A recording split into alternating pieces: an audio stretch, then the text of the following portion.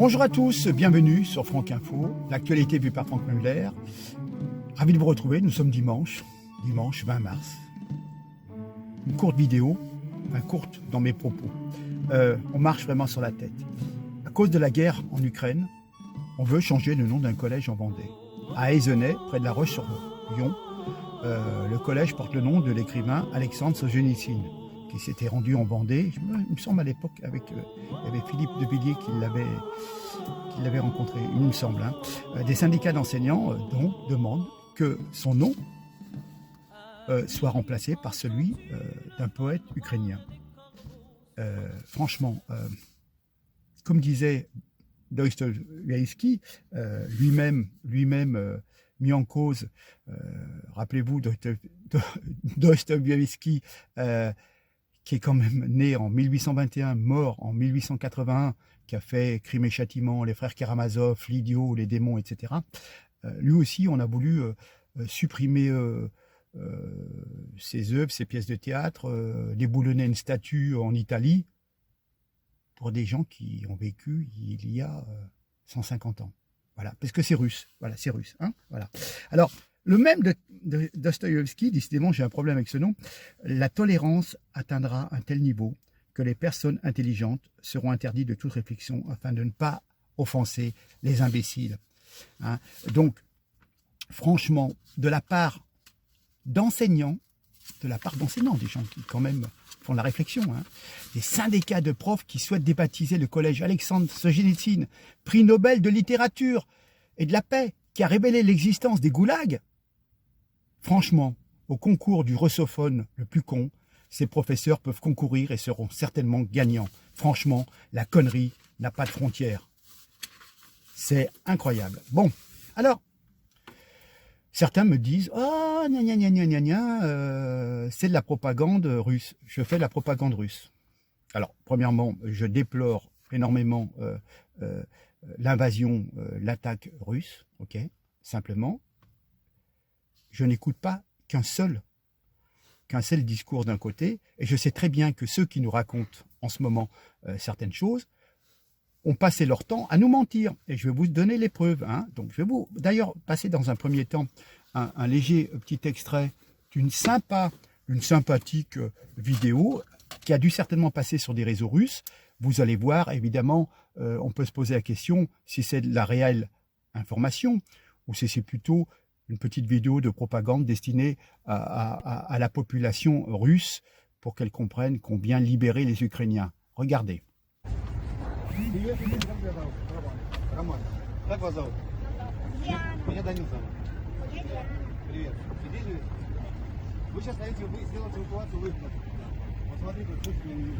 Voilà, donc vous avez vu, c'est bien fait, voilà, des gentils soldats russes qui viennent aider une femme ukrainienne. N'ayez pas peur, on s'occupe de vous et puis on va vous diriger. Et puis il y a des convois de Kadyrov, le dirigeant tchétchène, qui vont vous emmener de la nourriture et des vivres, etc.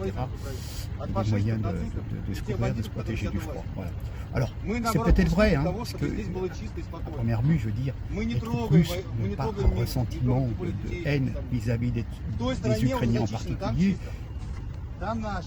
On leur a dit qu'il fallait aller les délivrer des néo-nazis, etc., etc. Voilà, c'est un cliché, mais c'est pour vous montrer. Voilà. On va admettre que c'est une vidéo de propagande russe. D'accord. Mais ça, c'est rien. Je vais vous montrer les derniers mensonges qu'on vous racontait il y a 15 jours et qu'on n'a pas démenti. Vous croyez encore des choses qui sont fausses. Zelensky, Poroshenko, l'ancien président, ont raconté de gros mensonges. Ce sont des fake news. L'île aux serpents et ses héros qui se sont fait sauter, qui sont morts sur place, c'est bidon. Il y en avait pas 13, il y en avait 80, et ils se sont tous rendus. Le fameux, un pilote qui avait abattu 6 MiG, c'est complètement faux. Un tank russe qui écrase une voiture avec un civil, en fin de compte, c'est un tank ukrainien qui manœuvrait et qui avait peur des Russes qui arrivaient et qui a fait une fausse manœuvre et qui a écrasé une voiture avec un civil qui s'en est réchappé. Mais on vous a présenté ça comme des méchants Russes qui venaient écraser les civils ukrainiens. Donc, vous allez avoir une petite vidéo de 3-4 minutes qui s'appelle par guerre et manipulation, par Vincent Lapierre. Hein, c'est quelqu'un qui est relativement connu pour faire des vidéos à l'époque des Gilets jaunes et tout.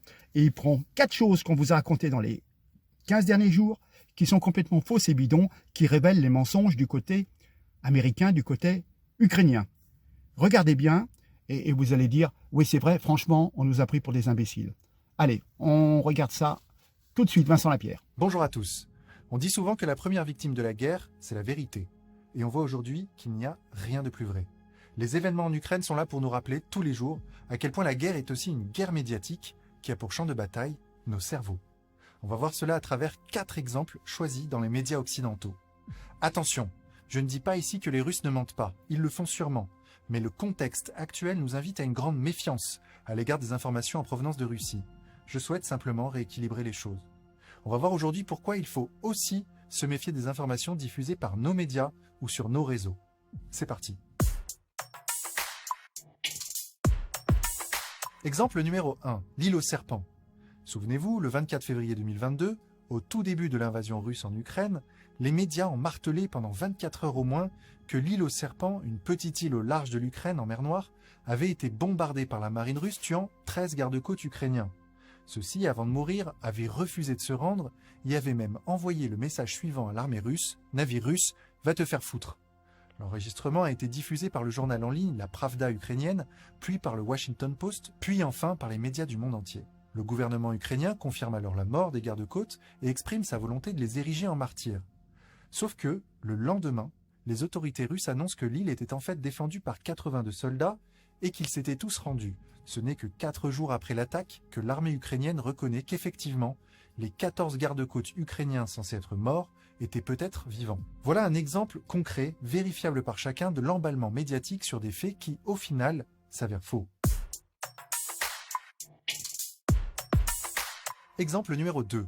Le tank qui écrase une voiture. Le lendemain de l'invasion de l'Ukraine par l'armée russe, le 25 février, une vidéo amateur s'est mise à circuler massivement. On y voit un char russe écrasant sans raison apparente une voiture circulant dans la banlieue de Kiev. C'est, il faut bien le dire, le comble de la cruauté. C'est à juste titre extrêmement choquant. De nombreux médias à travers le monde reprennent immédiatement l'information. Sauf que ce fameux char russe est en fait ukrainien. C'est selon les experts un 9K35 Strela 10, un ancien modèle de char soviétique utilisé par l'armée ukrainienne. Quand on contextualise l'action, ce char a fait cette manœuvre pour fuir un camion russe. Et on apprend au final que le conducteur de la voiture écrasée s'en est heureusement sorti sain et sauf. C'est tout de suite beaucoup moins vendeur comme récit. Pourtant, cette fausse information est toujours présente sur de nombreux sites à travers le monde. Exemple 3. Le fantôme de Kiev. Le premier jour de l'invasion de l'Ukraine par les Russes, le 25 février, une vidéo est postée sur YouTube montrant un combat aérien se déroulant supposément au-dessus de Kiev. Celle-ci se met à circuler sur les réseaux sociaux jusqu'à ce qu'elle soit partagée par le ministère de la Défense ukrainien. Le soir du 25 février, Porochenko, l'ex-président ukrainien, publie même une photo sur Twitter d'un pilote ukrainien et l'accompagne du commentaire suivant « Le pilote du MiG-29, The Ghost of Kiev. Il terrifie les ennemis et fait la fierté des Ukrainiens. Il compte 6 victoires sur des pilotes russes. Avec des défenseurs aussi puissants, l'Ukraine va certainement gagner. La légende du fantôme de Kiev est née. Un as ukrainien abat des avions russes en masse dans le ciel d'Ukraine. L'histoire est belle et marque à juste titre les esprits. Sauf que ces images sont en fait tirées du jeu vidéo Digital Combat Simulator World. Cela a été confirmé par les créateurs du jeu à l'agence Reuters, qui a publié un fact-checking dans la foulée. Et la photo partagée par Porochenko est une photo d'un pilote ukrainien qui date de 2019. Malgré cette vérification des faits, la légende du fantôme de Kiev a continué de circuler. Exemple numéro 4. Les bombardements par les Russes des centrales nucléaires en Ukraine. L'Ukraine compte 15 réacteurs nucléaires sur son sol, dont la plus grande centrale nucléaire d'Europe à Zaporizhzhia. Évidemment, le contexte de guerre au milieu de ces centrales nucléaires est très inquiétant. Le président Zelensky a d'ailleurs très tôt accusé la Russie d'avoir tiré sur ces centrales nucléaires. Il déclare « Nous alertons tout le monde sur le fait qu'aucun autre pays, hormis la Russie, n'a jamais tiré sur des centrales nucléaires. C'est la première fois dans notre histoire, la première fois dans l'histoire de l'humanité. Cet État terroriste a maintenant recours à la terreur nucléaire. » Ces déclarations fracassantes sont parfaitement compréhensibles de la part du gouvernement ukrainien. L'OTAN a d'ailleurs repris ses déclarations en condamnant, je cite, les bombardements irresponsables de la part des Russes.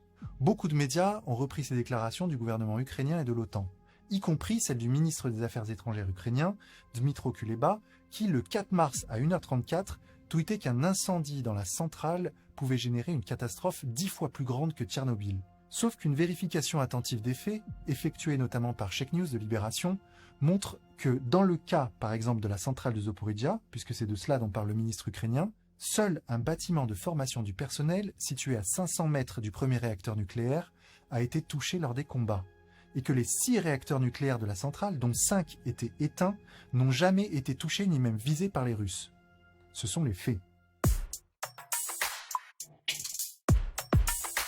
Ces 4 exemples montrent que lors d'une guerre, il faut être très prudent quant à la véracité des informations qui nous parviennent.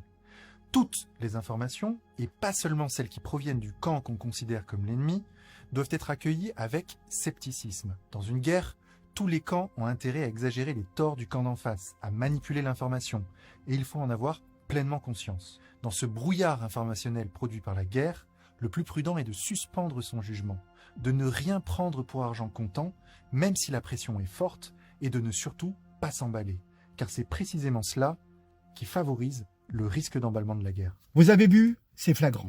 Et maintenant, c'est pour ça que moi, de toute façon, dès qu'on me dit quelque chose, je vais tout de suite dire à qui ça profite. On nous a tellement, depuis des années, raconté des bobards. Maintenant, je vais repartir à 1990. Une vaste campagne de communication est lancée aux États-Unis pour inciter le pays à s'engager dans la guerre. L'un de ses points forts, qui marquera profondément l'opinion publique, c'est l'affaire des incubateurs. Selon des sources koweïtiennes, les soldats irakiens se sont livrés à des atrocités dans les hôpitaux de Kuwait City. Je m'en souviens, j'avais plus de 20 ans quand même. Ils avaient débranché les alimentations en oxygène des incubateurs de bébés prématurés, tout cela pour récupérer l'appareillage médical et l'envoyer à Bagdad. Vous voyez déjà la sornette. La rumeur de ces atrocités se propage, elle devient une quasi-certitude avec les auditions de la Commission pour le respect des droits de la personne. Et il y a un témoin direct qui parle de ces actes de sauvagerie. Il s'agit de Navira, une jeune fille de 15 ans. Voilà. Elle est appelée par les médias, on dit qu'elle est infirmière. Non, elle a que 15 ans, je ne comprends pas qu'on puisse dire qu'elle est infirmière. Enfin bref, les larmes aux yeux devant une commission du Congrès des États-Unis. L'événement est transmis rapidement par les télévisions du monde entier. Oh oui. Voilà. Alors, je vous passe un court recensé qui va vous remettre tout de suite dans le... Vous allez voir, c'est génial. Et vous allez voir, c'est flagrant la manipulation. Allez, on regarde. 1990. L'armée irakienne est à Kuwait City. De l'autre côté de la frontière, en Arabie Saoudite, les premiers GIs débarquent. Mais la coalition emmenée par les États-Unis a besoin de l'adhésion totale de l'opinion publique. Un témoignage va lui permettre de rafler la mise. While I was there, I saw the Iraqi soldiers come into the hospital with guns. They took the babies out of the incubators. Took the incubators and left the children to die on the cold floor. L'affaire des couveuses va faire le tour du monde. Malheureusement, l'histoire est fausse. Cette jeune femme n'est pas infirmière. Elle est la fille de l'ambassadeur du Koweït aux États-Unis, engagé pour la circonstance par une société de relations publiques de Washington. Un petit mensonge pour une émotion mondiale. Un épisode de plus dans la grande histoire de la désinformation. Et maintenant, vous avez vu?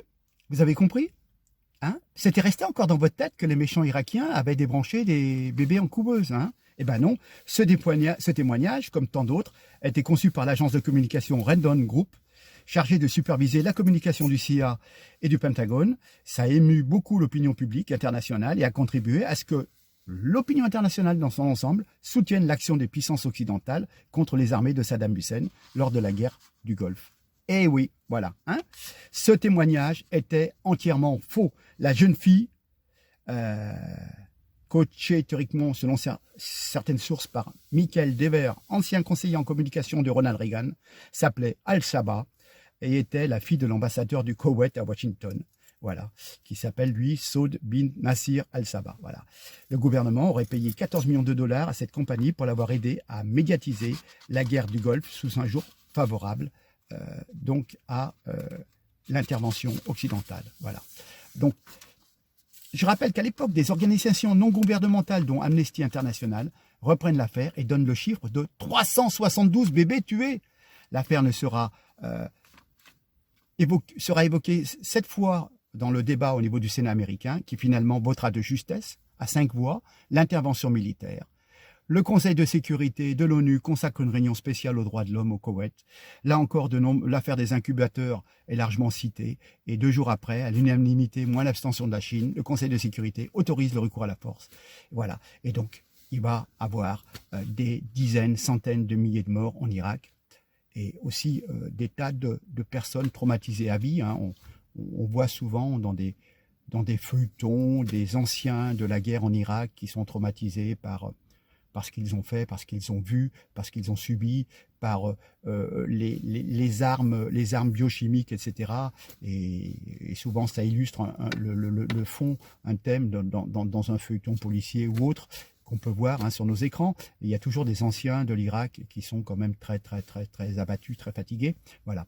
Donc, tout cela, une manipulation pour vendre la guerre aux Américains, pour les convaincre d'y participer, pour que le pays entier se dise on envoie nos gars en Irak taper sur Saddam Hussein, c'est pas possible, ils ont débranché des bébés dans une couveuse, c'est affreux, voilà. Donc, et vous croyez que je vais gober n'importe quoi que les Américains racontent? Il y avait des bases, je vous donnerai les preuves, il y avait encore des bases américaines en Ukraine, alors que l'Ukraine ne fait pas partie de l'OTAN. On entraînait des militaires, etc. Ça n'a pas lieu. Vous voyez, c'est pour ça que moi, j'ai essayé de vous montrer les vidéos un petit peu de l'autre côté, notamment les vidéos de Anne-Laure Bonnel, qui est sur place, pour vous montrer ce qui se passe depuis 2014. Voilà. Hein. Mais cela ne cautionne pas l'action des Russes, surtout quand on bombarde des bâtiments civils. Hein, voilà. Après, je ne sais pas, je vous l'ai dit, il y a des doutes, on ne sait pas exactement vraiment ce qu'il y a comme mort. J'ai eu l'occasion de voir des vidéos, je peux vous dire qu'il y a des mises en scène de sacs mortuaires, je vous le passerai certainement la prochaine fois, dans la semaine, des choses, et vous vous apercevez que les images, on vous les fabrique, c'est un scénario, et après on vous dit, regardez, on a découvert un charnier, oh ça me fait penser quand on a voulu virer en Roumanie, oui, Timisoara aussi, il y avait une super manipulation pour faire tomber à l'époque le président de Roumanie, hein. Je n'ai plus le nom en tête d'un seul coup, ça me revient, mais enfin bon, il y a des tas de choses, enfin bon, je peux vous dire que pratiquement, chaque fois qu'il y a une espèce de révolution orange, révolution de printemps, la révolution arabe et tout, à 99%, il y a des petites manipulations derrière pour faire sauter le gouvernement en place, qui souvent n'est jamais bien blanc, hein, on est bien d'accord, hein, mais pour le remplacer pour guère mieux. Hein, quand on voit par exemple ce qui est en place en Libye, à la place de Kadhafi, franchement, on a perdu au change presque. Hein, d'accord? Voilà. Sur ce, réfléchissez bien sur les différents éléments, mais voyez, je ne fais plus confiance à ce qu'on peut nous raconter, nous qui sommes soi-disant dans le camp du bien. Tenez-le-vous pour dit. Après, si vous trouvez que je suis pro-russe, eh ben, écoutez, moi, je n'ai pas d'affinité particulière, voilà. Hein. Mais voilà, c'est l'évidence même. Mais Poutine n'est pas un saint, on est d'accord. On est d'accord. Voilà. Mais ne me dites pas qu'on va faire la guerre avec les Russes. Alors, j'ai oublié de vous dire, et je voudrais rassurer, ne vous inquiétez pas, parce que je m'aperçois qu'il y a beaucoup de personnes qui sont inquiètes. Les Russes ne viendront pas en France. C'est simplement pour vous faire peur, pour que vous soyez mobilisés. Il y a seulement 150 000 hommes qui sont engagés en Ukraine. Hein. Voilà, c'est pas grand-chose. Hein. C'est pas grand-chose à l'échelon d'un pays qui est plus grand que la France. On est d'accord ? Voilà. N'ayez pas peur, n'ayez pas peur. On cherche à vous faire peur, on cherche à vous gouverner par la peur du Covid, par l'histoire du QR code, vous bloquez. C'est un totalitarisme. Hein. Mettez-vous bien ça dans la tête. Et maintenant, on vous gouverne par la peur de la Troisième Guerre mondiale. Ah, mon Dieu, dans 3 semaines, il faut aller voter. Hein. On va voter pour Macron, hein, bien sûr, parce que lui, il se déplace, il va à droite, il va à gauche, il va aller voir Poutine, etc., etc. monsieur s'agite. Voilà. Mais s'agiter, c'est une chose, avoir des résultats, c'est une autre. Hein. Voilà. Surtout, ne vous laissez pas influencer. Il faut aller voter. Il faut aller voter contre Macron. Ça, c'est une chose déjà. On aura déjà fait un pas. Après, je ne dis pas que ça sera facile. Hein. Mais bon, il faut déjà se débarrasser de tous ces gens qui nous ont raconté Pobard et qui nous préparent déjà la 6e vague, hein, avec déjà des commandes de nouveaux vaccins. Vous ne passez pas à travers. Hein. D'accord? Voilà. C'est tout. Ok? Allez, je vous laisse méditer ça. Pensez à toutes les images que vous venez de voir. Les super manipulations, on se fout de vous. On se fout de vous et nos médias sont compromis avec le gouvernement, les milliardaires, etc. Et donc, vous avez vu les images. Vincent Lapierre vous a montré qu'elles étaient fausses. Parfois, il y a des images qui sont sorties de jeux vidéo et on vous montre ça comme un combat aérien. Alors, c'est simplement des jeux vidéo. Enfin bref, c'est incroyable. Mais on vous prend pour des gogos. Voilà. Alors, à vous de montrer que vous n'êtes pas si bête que ça et de réagir et de bien voter dans quelques semaines. Allez, sur ce, je vous laisse. Je vous souhaite un bon dimanche.